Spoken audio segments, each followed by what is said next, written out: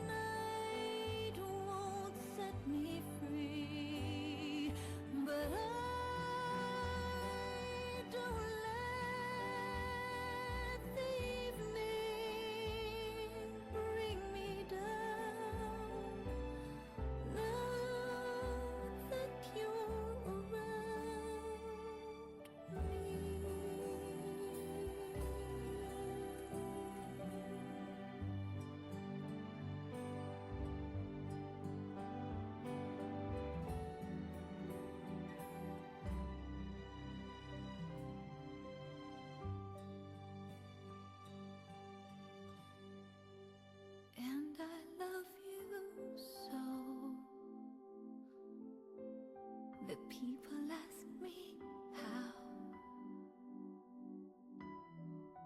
how I've lived till now. I tell them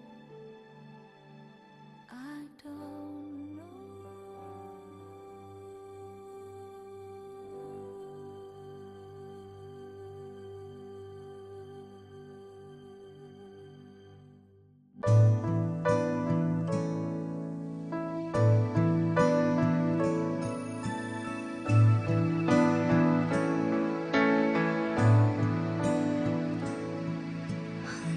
May kailanman, kahapon at ngayon ay may bukas na daratnan. Hanggang may kailanman, ang bawat sandali ay panahong nilalaan. Hanggang ako'y hanggang ikaw ay nariyan, ako't ikaw.